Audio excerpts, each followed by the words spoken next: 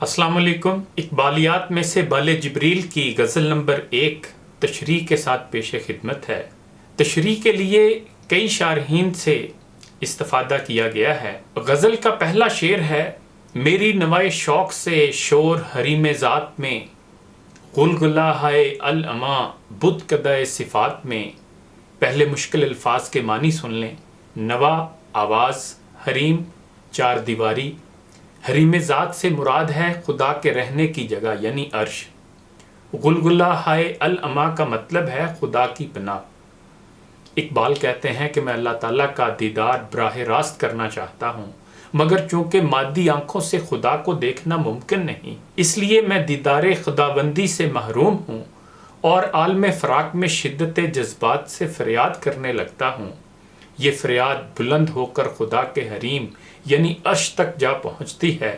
عرش تک جاتے ہوئے اس فریاد کے راستے میں صفات کے بنائے ہوئے بت آتے ہیں جو فریاد کو عرش تک نہیں جانے دینا چاہتے، مگر میری خواہش کے نتیجے میں بلند کی جانے والی فریاد میں اتنی شدت ہے کہ وہ صفات کے ان بتوں کو رونتی ہوئی عرش تک پہنچ جاتی ہے۔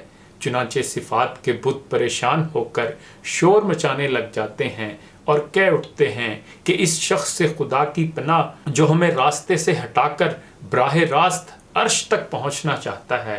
انسانوں کی ہمیشہ سے خواہش رہی ہے کہ وہ ذات خداوندی کو براہ راست دیکھ سکیں، جیسے کوہ طور پر موسیٰ علیہ السلام کی خواہش پر جب خدا کی تجلی کا پرتو نازل ہوا تو موسیٰ بے ہوش ہو گئے، گویا مادی آنکھوں سے خدا کو دیکھنا ممکن نہیں۔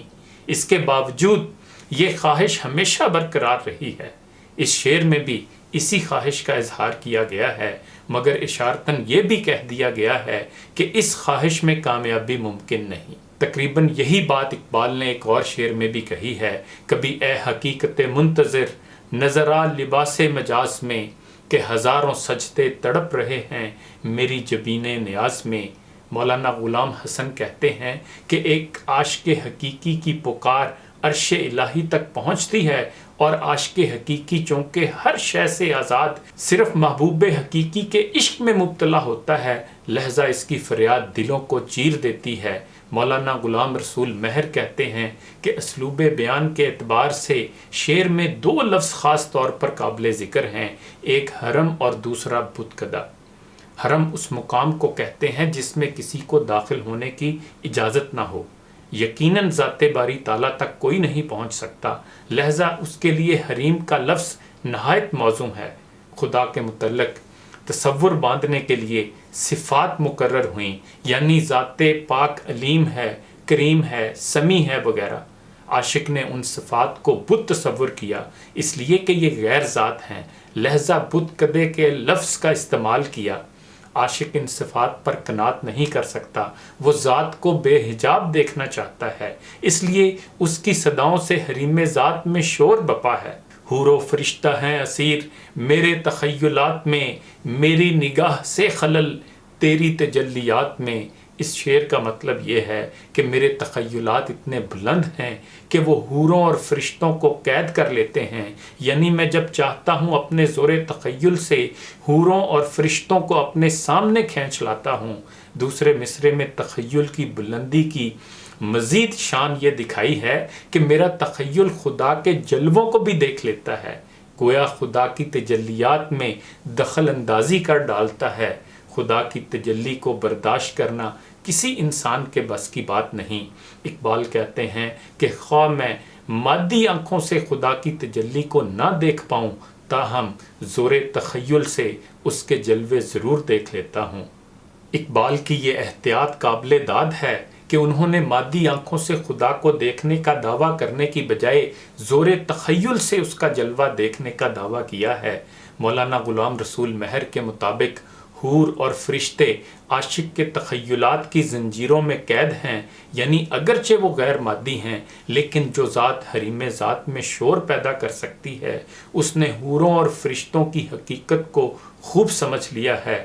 غزل کا تیسرا شعر سنیے: گرچہ ہے میری جستجو دیر و حرم کی نقش بند، میری فغاں سے رست خیز کعبہ و سومنات میں۔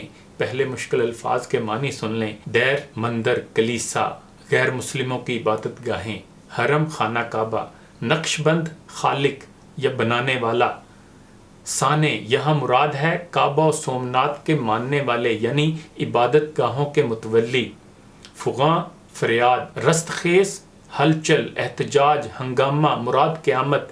اس شعر کی تشریح میں خواجہ محمد ذکریہ کہتے ہیں کہ انسان ہمیشہ خدا کی تلاش میں رہا اور اس تلاش کے باوجود جب خدا نہ مل سکا تو اس نے اپنے مسلک کے مطابق مختلف عبادت گاہیں دیر و حرم بنائیں کہ شاید ان میں خدا مل جائے، لیکن وہاں بھی جب خدا کی تجلی نظر نہ آئی تو نامطمئن ہو کر انسان نے خدا کے حضور فریاد کی اور اسے دیکھنے کی خواہش کا اظہار کیا، لیکن عبادت گاہوں کے متولی یعنی کعبہ و سومنات کے ارباب اختیار انسانوں کی اس خواہش کو برداشت نہ کر سکے۔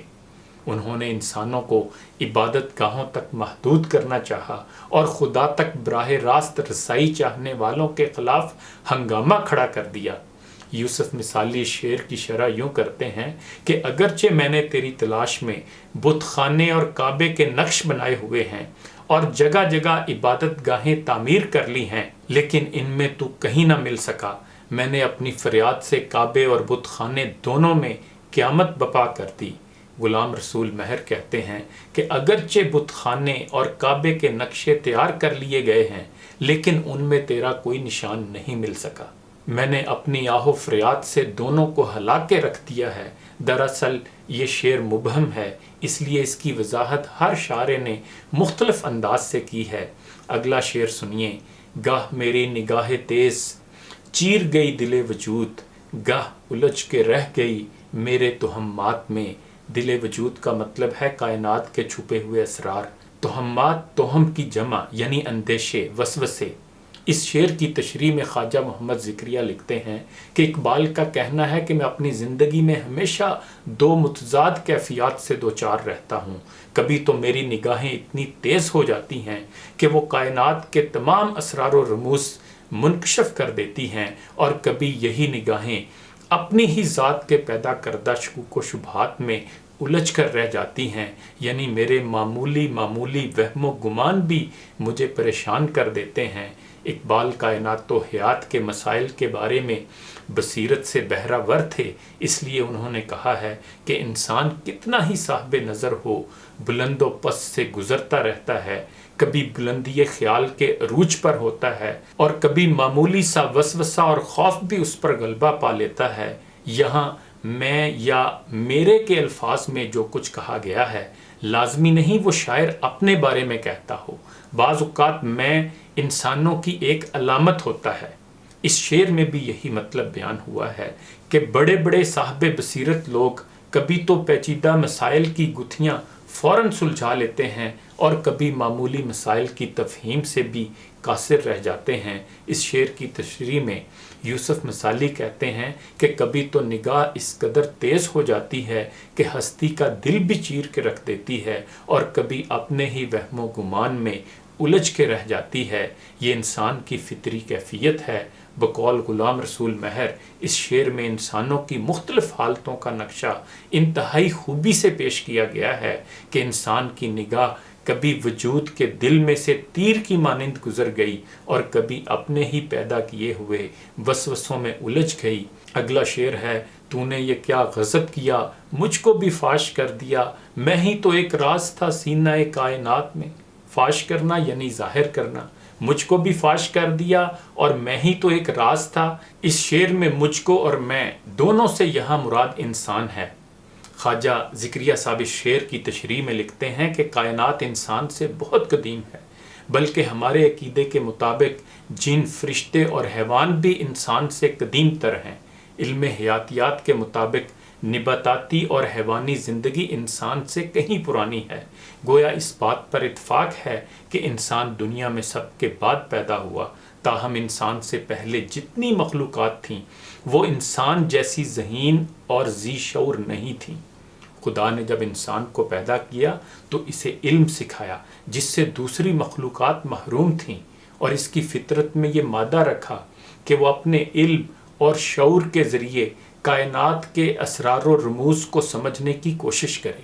گویا کائنات کے اسرار کو منکشف کرنے والی شخصیت کو پیدا کرنے کا مطلب یہ تھا کہ کائنات کے جملہ رازوں کو سب پر ظاہر کر دیا جائے۔ میں ہی تو ایک راز تھا کا ٹکڑا یہ ظاہر کرتا ہے کہ سارے رازوں کا رازداں ایک ہی تھا، یعنی انسان۔ گویا انسان کو وجود میں لا کر اللہ تعالیٰ نے کائنات کے تمام سربستہ رازوں کو ظاہر کرنے کا سامان خود ہی پیدا کر دیا۔ غلام رسول مہر کہتے ہیں کہ اس شعر میں اصل خطاب محبوب حقیقی سے ہے۔ اشعار کے عام مطالب واضح کر دیے گئے ہیں، لیکن ان سے حقیقی لذت اندوزی ذوقی اور وجدانی چیز ہے، محض تشریح پر موقوف نہیں۔ گفتگو کے اختتام سے پہلے یہ بھی بتاتا چلوں کہ فہم اقبال کے لیے اسکول آف اقبالیات کے نام سے ایک عالمی معیار کے ڈیجیٹل پلیٹ فارم کا قیام عمل میں لایا گیا ہے۔ اس کی ایک ویب سائٹ اقبالیات.com کے نام سے بھی ہے، جہاں آپ کو اقبالیات کے بارے میں بہت سا مواد میسر ہوگا۔ اسے دیکھیے اور دوستوں سے بھی شیئر کیجیے۔ انہی گزارشات کے ساتھ اجازت چاہوں گا۔ اپنا خیال رکھیے گا۔ اللہ حافظ۔